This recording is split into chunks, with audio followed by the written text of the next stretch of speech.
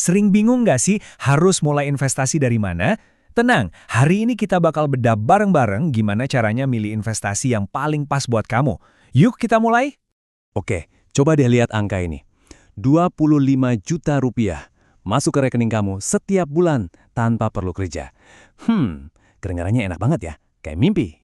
Yap, ini dia yang namanya passive income. Sebuah konsep di mana uang yang kerja buat kita, bukan sebaliknya. Impian semua orang kan? Biar bisa pensiun dini, bebas finansial, atau ya, setidaknya hidup lebih tenang aja. Nah, pertanyaannya, ini beneran bisa dicapai nggak sih? Atau cuma janji manis yang sering kita lihat di iklan-iklan yang ujung-ujungnya malah zong? Yuk, kita bongkar sama-sama. Oke, pertama-tama kita harus lurusin dulu nih beberapa pemahaman yang sering salah. Kita pisahin mana yang cuma mitos dan mana yang beneran realitas soal passive income. Nah, ini nih poin yang paling penting. Banyak banget yang salah kaprah mikir kalau investasi itu cara ajaib buat jadi kaya dari nol. Padahal kenyataannya yang membangun kekayaan itu ya kerja atau bisnis. Tugasnya investasi itu buat ngembangin kekayaan yang udah ada. Passive income yang beneran itu bukan sulap, bukan sihir. Mau itu dari royalti nulis buku, atau punya bisnis yang udah jalan sendiri, semuanya butuh kerja keras luar biasa di awal. Nggak ada ceritanya yang instan. Oke, sekarang kita udah lebih realistis nih. Terus, mulainya gimana dong?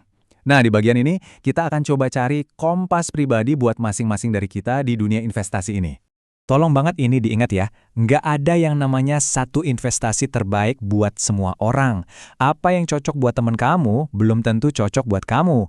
Kuncinya itu cuma satu, personalisasi. Nah, buat nemuin arah yang pas, kita cuma perlu jawab 4 pertanyaan mendasar ini. Anggap aja ini kayak titik koordinat di peta investasi kamu. Kita bahas satu persatu ya.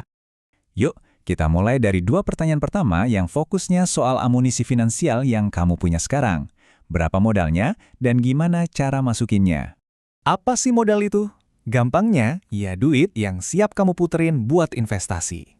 Dan jujur aja, besar kecilnya modal kamu itu bakal jadi faktor penentu paling besar buat nentuin strategi investasinya. Coba deh lihat perbedaannya. Jauh banget kan? Kalau kamu punya modal 5 miliar ditaruh di instrumen super aman kayak obligasi negara, dengan kupon 6% aja udah bisa dapat sekitar 25 juta sebulan. Tapi, kalau modalnya 1 juta per bulan, strateginya harus beda total. Fokusnya bukan ke pendapatan pasif bulanan, tapi ke pertumbuhan modal itu sendiri. Terus enaknya langsung masukin dana gede di awal atau nabung rutin? Jawabannya tergantung instrumennya. Buat yang stabil, masuk sekaligus mungkin oke. Tapi buat aset yang harganya naik turun kayak saham, nabung rutin atau dollar cost averaging itu justru strategi cerdas buat ngurangin resiko. Oke, urusan modal beres. Sekarang kita lanjut ke 2 pertanyaan yang sifatnya lebih personal, yaitu soal tujuan kamu, jangka waktunya, dan seberapa berani kamu ngadepin resiko. Coba deh sekarang tanya ke diri sendiri, kamu investasi ini buat apa sih? Buat DP rumah 2 tahun lagi? Atau buat dana pensiun 30 tahun dari sekarang?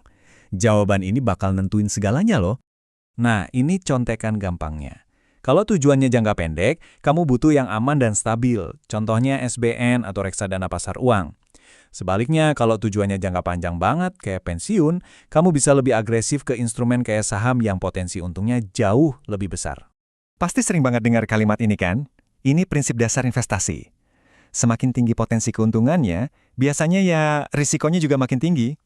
Nggak ada yang namanya untung gede tanpa risiko. Jadi, kamu tim yang mana? Tim yang penting aman, kayak para pensiunan yang nyimpen dana gedenya di obligasi? Atau tim gaspol yang siap ambil resiko lebih demi untung maksimal?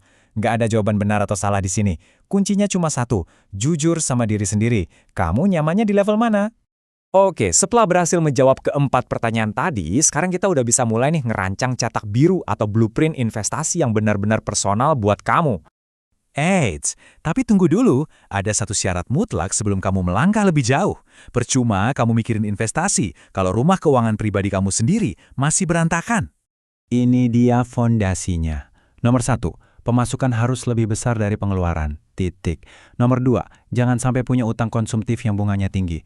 Beresin dulu 2 hal ini, baru kita ngomongin investasi. Ini nggak bisa ditawar. Jadi, action plan-nya gimana? Pertama, jawab 4 pertanyaan kunci tadi sejujur-jujurnya. Kedua, diversifikasi. Jangan taruh semua telur di satu keranjang, sebarin investasi kamu. Dan yang ketiga yang paling penting, konsisten. Mulai aja dulu, sekecil apapun itu. Semua kerangkanya udah ada di tangan kamu sekarang. Sisanya, kembali ke kamu. Dari 4 pertanyaan tadi, pertanyaan mana yang bakal jadi langkah pertamamu untuk memulai perjalanan investasi ini?